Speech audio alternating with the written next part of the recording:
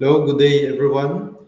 So for the another weekly dose of knowledge, we have here another presentation. We will tackling about the definition of firearms. What is firearm by legal and technical definition? Okay, and also of course the law that is covering the Firearms Law and Ammunition, which is the Republic Act 10591, and other related laws or the amending laws of the 10591, at yung mga unang batas na nag-cover at nagbigay parusa sa mga uh, illegal possession of firearms and other parts of the firearms. Okay? But before we proceed further, let us answer this question. Okay? So, sabi dito sa my slide, an instrument, okay? An instrument used for the propulsion of projectile by means of the expansive force of gases coming from a burning gunpowder. Okay? So, ang hinahanap dito sa my question is, ano daw ba itong instrumento na ito na ginagamit to propel a projectile, okay? For the propulsion of projectile. Kung puputulin yung question dito sa may projectile, okay? The answer will be the gunpowder. Okay? Simply because gunpowder is the instrument or gunpowder, also known as the propellant, that is the means to propel the projectile itself. Okay? So by means of the expansive force of gases coming from a burning gunpowder. So since dinugtong niya yun, hindi na natin po pwedeng maging sagot si gunpowder. Okay? Since yung tanong is nasa, or yung gunpowder is nandun na sa may stem or dun sa may question. Okay? So, tanggalin natin yung gunpowder, hindi rin natin po pwedeng maging sagot yung cartridge simply because projectile and gunpowder is part or component of cartridge. Okay? So, dalawa na lang ang ating choices. We have letter B and letter D. The best answer here will be firearm. Okay? When we say firearm, that is the instrument used to propel the projectile by means of the expansive force of gas coming from a burning gunpowder. Okay? Yun yung instrumento na hinahanap yung question. Instrumento na kung saan pag nilagyan mo ng cartridge ay mapopropel yung projectile because of the burning gun powder. Okay? So let's move forward to the discussion proper. So we have here firearms. Okay? I will be presenting two definition legally and technically. Okay? But first, we will be tackling legal definition of firearm. When we say firearm in legal definition, are those arms herein used includes rifles, muskets, carbine, shotgun, pistol, revolver, or all other any deadly weapon na kung saan nagpo-propel ng bullet, ball, shot, shell, or other missiles na dinidischarge by means of the gunpowder or other explosive. Okay? So hindi lang gunpowder, kahit na other explosive, considered ang isang bagay as firearm. Naglalabas siya ng shell or other any missile, kahit na anong klase ng projectile by means of gunpowder or any other explosive, ang tawag natin dyan ay firearm, legally, in legal definition. And also, this term also includes the air rifle, yung mga air gun. Okay? Caliber 22, okay? Air gun. But those air rifle na sobrang liit ng kalibre niya or yung kanyang range o yung kayang abutin ng projectile ay limited lang at hindi ganun kalayo yung kayang abutin. Okay? Ang tawag na doon ay toy guns. Okay? Mga toy gun na yon, hindi na yon kasama as firearm doon sa tinatawag na air rifle. Okay? And actually, in legal definition of firearm, ang sabi pa dito that the barrel of any firearm shall be considered as a complete firearm. So meaning to say, kahit barrel lang ang dala mo sa labas ng bahay, pag ikaw ay sinita ng pulis, nahuli ka ng pulis, wala kang dalang permit to carry or license to own and possess firearm pero may dala kang barrel, hindi po pwedeng maging depensa na barrel lang naman yung dala ko, bakit ako hinuhuli ng pulis? Because legally, ang barrel ng any firearm is considered as a complete firearm. Tinitignan niya ng batas as kompletong armas.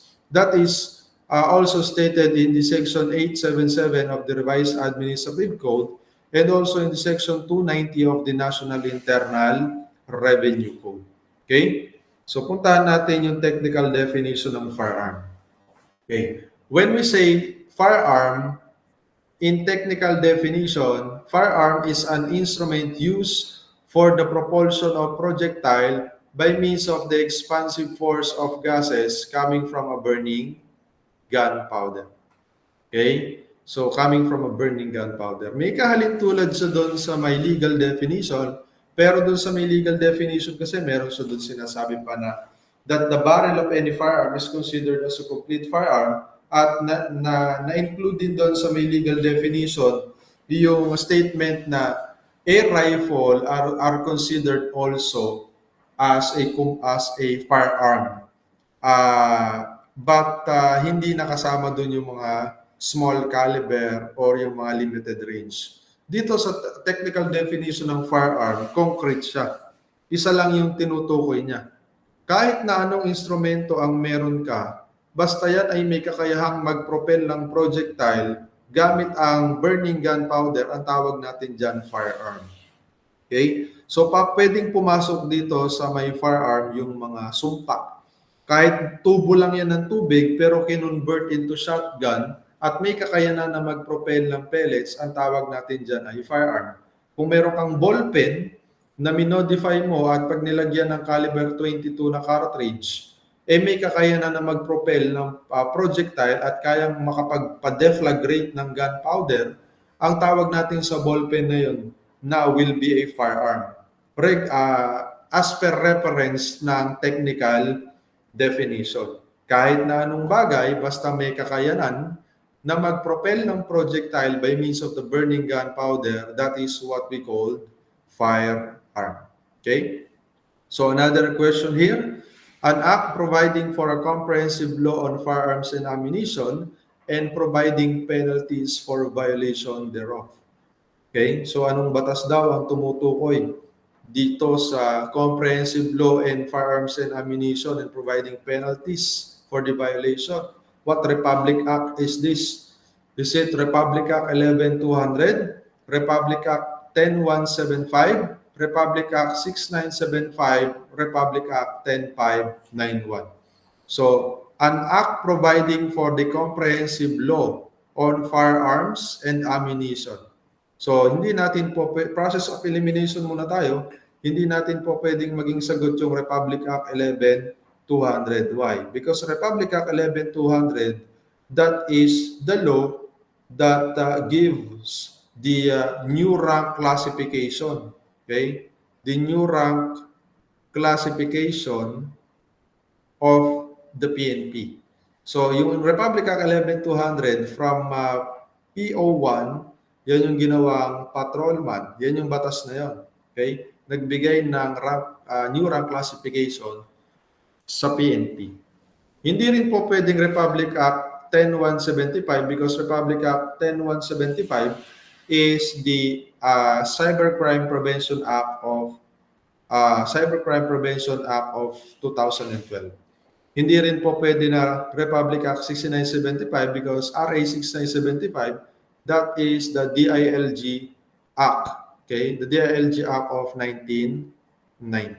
So the answer here will be Republic Act 10591. Ito yung ating current na batas regarding sa firearms and ammunition. Okay? But actually, meron akong nakita isang article na kung saan na ito daw si Robin Padilla, our Senator Robin Padilla, meron daw siyang kine-claim na nakakulong pa lang siya, meron na siyang naipasang batas. Okay? Na ang sabi niya dito, nakakulong pa lang ako, meron na akong nagawang batas during nung nangangampanya siya, during his campaign. Okay? Which is, according to Alter Media, no, fact check, Robin Padilla drafted passed the Padilla Law while in prison. Possible ba yun na ikaw ay isang PDL, nasa prison ka, and then makakapagpasa ka ng batas? Tingnan natin yung sinabi ng Alter Media. Okay? So in an interview with the ANC, ang sabi ni Senator Robin Padilla or ni aspiring Senator Robin Padilla during that time, claimed that he has passed law dubbed as the Robin Padilla Law. Tinatawag din daw na Robin Padilla, despite not being a legislator. And even behind bars, a clip of this interview was posted on Padilla's Facebook page on April 11 with a caption claiming that the actor turned politician has been creating laws even before becoming a legislator. So, ang kwento behind this is Senator Robin Padilla before 1990s, 90s pa ito. Nasangkot siya sa isang aksidente na kung saan pinuntahan ng mga pulis, yung kanyang sasakyan ay naglalaman ng napakaraming mga unregistered firearm. Kaya siya nakasuhan at nakulong. Okay? And Senator Robin Padilla, during that time, sumulat daw siya sa mga senador na napansin niya kasi na even parts lang ng firearm, may dala kang gatilyo, may dala kang hammer, ikukulong ka na kasi nung panahon na yun is martial law. Okay? So nakita niya daw yung mga kasama niya sa bilangguan, napakarami na nakapag-violate ng batas at siksika sila doon, libo-libo daw ang napaparusahan ng batas. During that time, nung siya ay nakulong, wala naman ng martial law. Kumbaga post-EDSA revolution na Di Marcoses ay napalitan na ng mga Aquinos. Okay? So ang sumulat sa mga senador during that time at napansin ng isang senador yon na si Ramon Revilla Sr., tatay ni Bong Revilla. At ito ay nagkaroon ng format at naisabatas na pirmahan.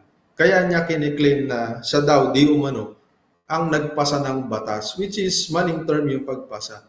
Maaring pwede niyang sabihin na siya ang dahilan ng pagpasa ng batas, pero hindi siya ang nagpasa ng batas because during that time, hindi naman siya legislator at legislator lang naman. Basically, ang po pwedeng magpasa ng batas. Okay? Kaya niya, ang isang effect nun, no, nabigyan siya ng conditional pardon ni Pangulong, that time, Pangulong Ferdinand, FBR, Fidel B. Ramos rather. Okay? Na kung saan itong si Robin Padilla, di ba, ang batas, alam natin yan, the characteristics of criminal law, we have 3 characteristics. We have generality, territoriality, and prospectivity. Okay? Na kung saan ang batas na bago ay hindi natin po pwedeng i-apply pabalik doon sa mga akusado o sa mga convicted na. And dahil sa nangyari na itong batas na ito, yung presidential decree na ito na nagko-cover sa pagpaparusa sa mga illegal na baril, naamyendahan ng bagong batas which is the Republic Act, Republic Act 8294. Pinababa yung penalty. At sa pagbaba ng penalty na yon, nai-apply yon pabalik kay Robin Padilla. So dahil na-i-apply yung pabalik, mas kasi pabor di ba? Sabi natin sa characteristics of criminal law that the law cannot apply backwards or retroactive. But in every rule, there is an exemption. Kung ang batas ay papabor sa akusado, po pwedeng i-apply yan. So yun yung nangyari. Then Republic Act 8294, na-i-apply yan pabalik kay Robin Padilla that time. Kaya mas bumaba yung penalty niya, pumabor sa kanya, at nabigyan siya ng conditional pardon ng Pangulo that time, Fidel B. Ramos. Okay? So, pabor sa kanya yun. No? Pero yung claim na Robin Padilla drafted and passed Padilla law while in prison. That is false. Okay? So, hindi niya po pwedeng i-claim na siya ang gumawa ng batas since hindi naman siya mambabatas the time or a legislator. Okay? O pwede niya sabihin na siya yung nagdahilan kung bakit napasa yung batas kasi sumulat siya sa mga senador that time. At ginawa niyo ng format at naipasa na pirmahan kaya naging batas. Okay? So, PAPS in Article 16, Section 1 of the 1987 Constitution states that the legislative power shall be vested in the Congress of the Philippines shall consist of Senate and House of Representatives. Okay? And Padilla, during that time, is not a member of the Senate or the Congress and cannot draft, pass, or legislate laws. Okay? So, the law that Padilla refers, yun yung kanina ko ang sinabi na Republic Act 8294. Yun yung nag-amenda sa provisions ng Presidential Decree 1866. So itong 8294 ay merong mas mababang penalty. Pumabor sa kanya, kaya nai-apply sa kanya pabalik. Okay? So, the exact criminal violation of Padilla was charged with in 1992 and subsequently convicted siya noong 1994. Because Padilla, as I have said earlier, was involved in a hit-and-run incident where he was later apprehended for the possession of unlicensed high-powered firearms with live ammunition. Okay? So President Fidel Ramos granted Padilla conditional pardon in 1998, and in 2016, President Rodrigo Duterte granted him absolute pardon. So yun yung naging kwento niya regarding the pardons. Okay? So in summary, we have first, meron tayong Presidential Decree number 1866 noong June 29, 1983. So ito yung nagko-cover or codifying the laws on legal and lawful possession, manufacture, dealing, acquisition, or disposition of firearms, ammunition, or explosive. Na-amiendahan niya na Republic Act 8294 noong June 6, 1997. Ito yung di umano tinatawag niya na Padilla Law. Okay? Dahil kay Robin Padilla, ito ay naisa batas, na-drop at naisa batas. Okay? So this is an act amending the provisions of Presidential Decree 1866. Okay? So na-amend na rin ito at ang ruling na natin ngayon is the Republic Act 10591. Okay? So ito na yung bago nating batas, 10591. This is an act providing for the comprehensive law on firearms and ammunition and providing penalties for violation thereof. So ito yung summary of penalty evolution. Kung mapapansin natin, yung batas PD 1866 noong 1983. So yung era niya is martial law. No? Panahon ng martial law ito. Very harsh, separate crime for illegal possession even if used in other offenses. So laging naka-separate siya. Ngayon kasi medyo na-absorb Okay, na-absorb na ibang crime.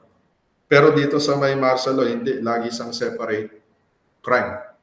Okay? Heavy imprisonment and no probation. So ito yung tinatawag niya na Padilla Law, which is the Republic Act 8294 and 1997. Post-EDSA ito.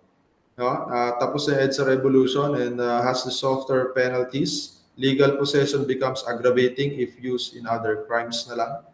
Okay? And reduced imprisonment years. And in 2013, ito na yung ating bagong batas, Republic Act 10591. The modern licensing regulation, graduated penalties based on the firearm type and offense, nakabase yan kung anong klase ng baril, added fines, detailed classification, and stricter licensing rules. Okay? So again, Republic Act 10591, that is an act for the comprehensive law on firearms and ammunition. At ito ay naisabatas noong May 29, 2013.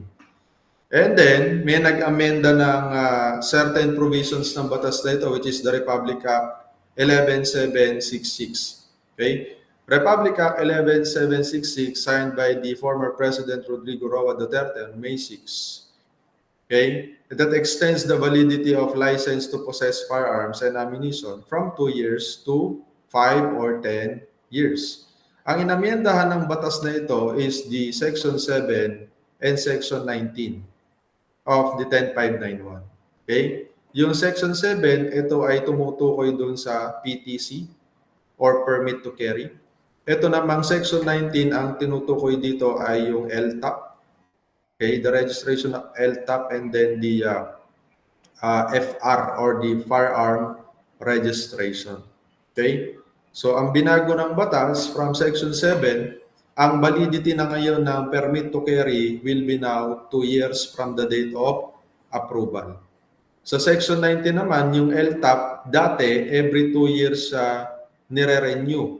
Ang firearm registration naman, every 4 years. Pero ngayon, ang license to own and possess firearm at ang firearm registration ay po pwede nang maging valid for 5 years or 10 years. Ang mamimili niyan ay si licensee, yung magpapalisensya. Okay? And according to 10591, by the way, PTC, yan. Isa-isahin muna natin yung mga documents na natatakel dito sa 10591. We have here the license to own and possess firearm or LTAP. Meron din tayong tinatawag na PTC or permit to carry. Meron din naman na PTT or permit to transport. Ang LTAP or the license to own and possess firearm, ito yung isang dokumento or card na kung saan ikaw ay pinapayagan ng batas na magmay-ari at mag-possess ng baril. Okay? Actually, kapag bibili ka ng firearm, kailangan mo muna or number 1 requirement na meron kang LTAP. Okay? Ang PTC naman, kung gusto mong ilabas yung baril mo outside your residence or permit to carry, ito ang kailangan mong dokumento. Pero hindi lahat nabibigyan ng PTC kasi kailangan mong patunayan na may threat sa buhay mo or kailangan mong pumasa sa threat assessment na nanganganib ang buhay mo, mayroong banta sa buhay mo, bago ka payagan ng PNP na maglabas ng firearm outside your residence. Yung PTT naman or permit to transport, halimbawa, ikaw ay gusto mong firing sa mga firing range, po pwede na ang PTT, pero ang PTT kasi one way lang ito. Po pwedeng papunta or pabalik lang. Then after that, disposable yan. Hindi na siya po pwedeng gamitin ulit. Unlike ng PTC, in a span of 2 years, yan ay valid. At po pwede mo siyang dalhin kahit saan. Pero may mga establishment na siyempre hindi pinapayagan na magpasok ng firearm. At hindi porkit meron kang PTC or permit to carry, you are free na ipakita na yung iyong baril sa community. Hindi po pwedeng nakasukbit ang baril sa baywang at nakikita ng mga mamamayan. Kailangan kung ilalabas mo ang baril, concealed carry pa rin. Kailangan ay nasa sasakyan na, nasa motor, nasa bag, or nasa tagong lugar lamang. Hindi siya pwedeng expose sa community at na parang iniyayabang sa publiko. Okay? So, those are the different documents na matatakel dito sa 10591. So, yung PTC, okay, sabi ko kanina, hindi naman lahat nakakakuha niyan. May mga ilan lang na may banta sa buhay na kailangan mo nang i-assess or threat assessment ang tawag doon para malaman kung talagang may banta sa buhay ng tao. Pero ang Republic Act 10591 ay nagbigay ng listahan na kung saan the following professionals are considered to be in imminent danger due to the nature of their profession, occupation, or business. So, ibig sabihin, ito daw mga tao na ito ay hindi na kailangan dumaan pa sa threat assessment dahil itong mga taong ito, by nature of their profession, sila ay nasa panganibang buhay. Tulad na lamang ng mga abogado, judge, the members of the Philippine Bar, certified public accountants, accredited media practitioner, cashier, bank tellers, mga pare, ministro, rabbi, imams, mga doktor o nurse, engineer, at mga businessman na kung saan yung kanilang negosyo ay exposed to high risk at po pwedeng maging target ng mga kriminal, element. Sorry to say, pero walang registered criminologist. Okay? Pero merong bagong batas, no? Since naamyendahan nga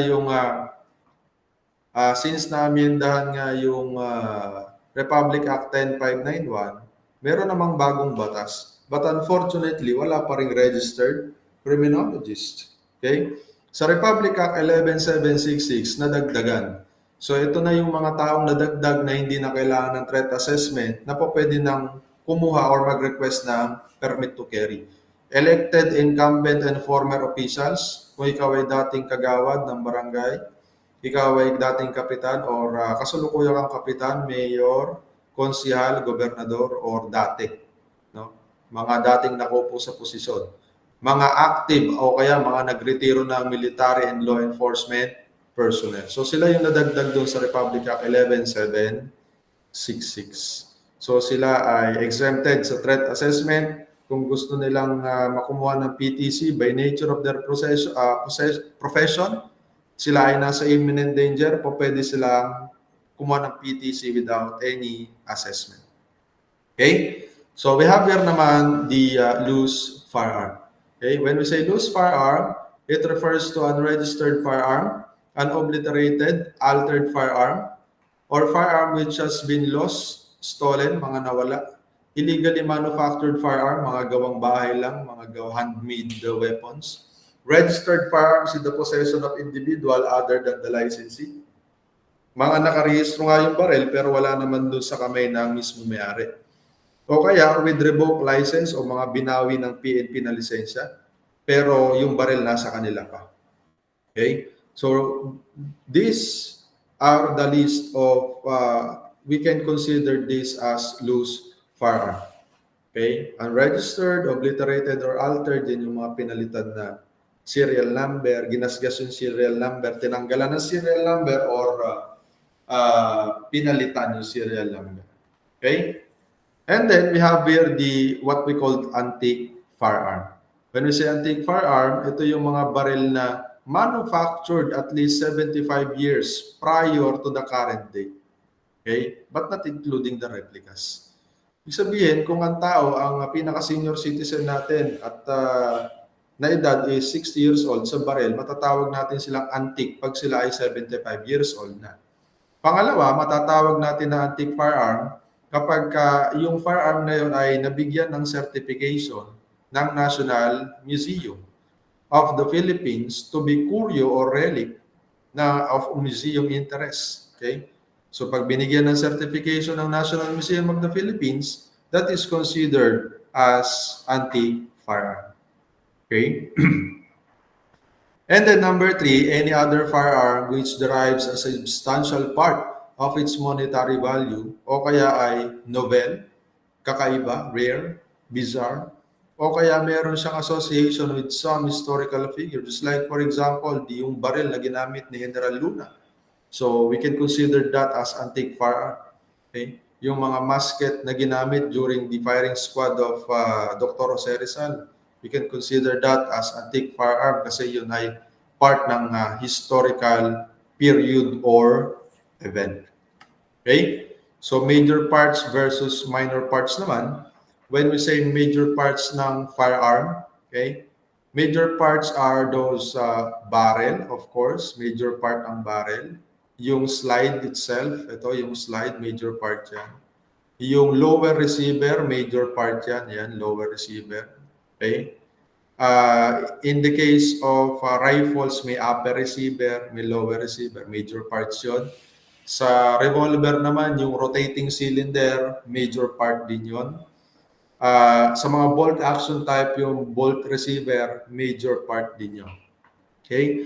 But other than that, itong slide stop, rear sight, slide stop nuts, front sight, the takedown nuts, trigger, magazine release, front stop, even the magazine, we can consider that as minor parts. Okay? So tatandaan lang that the major parts are the upper receiver, lower receiver, the slide itself, the barrel. Sa mga revolver, we have the rotating cylinder. And then sa mga bolt action type is the bolt receiver. Okay? So, with regard pa rin sa Republic Act 10591, in Section 9 nakalagay doon yung license issued to individuals. Okay? Subject to the requirements set forth in this act and payment of the required fees to be determined by the Chief PNP. Actually, the Chief PNP through the CSG or the Civil Security Group. Dito ang opisina kung saan nagpupunta ang mga kukuha ng LTAP. Ang CSG ay nahahati sa dalawa, okay? Isang FEO or the Firearms and Explosive Office at isa namang SOSYA. Okay? Yung mga nag-a-apply ng lisensya to practice security profession or para maging security guard. Okay? So sa type 1, allows a citizen to own and possess a maximum of 2 registered firearm, dalawa. Kung ikaw naman ay mayroong type 2 license, pwede kang magmay-ari ng maximum of 5 registered firearm. Kung ikaw naman ay type 3 license, pwede kang magmay-ari ng 10. Okay? Hanggang 10 lang na registered firearm. At sa mga type 4 license naman ay pwede kang magmay-ari ng 15 registered firearm. Maximum of 15. At kung ikaw naman ay mayroong type 5 license na usually ito ay binibigay sa mga certified gun collector, na pwedeng magmay-ari ng humigit pa sa 15 registered firearm. Okay? Ngayon, kung ikaw ay mayroong LTAP, required ng batas na dapat meron kang vault or container na lagayan ng baril. Hindi po pwede na yung baril ilalagay mo lang sa ilalim ng unan, sa sling bag, sa cabinet, or drawer. Dapat merong lalagyan yan na vault or yung parang kahadiyero para safe. Kung may bata man sa bahay, hindi mapaglalaruan. Okay? Ngayon, kung ikaw ay humahawak ng type 3 and 5 license, type 3, type 4, type 5, the citizen must comply with the inspection and bond requirements. So may babayaran ka na, meron kang ilalagak na pera sa lapi. Okay?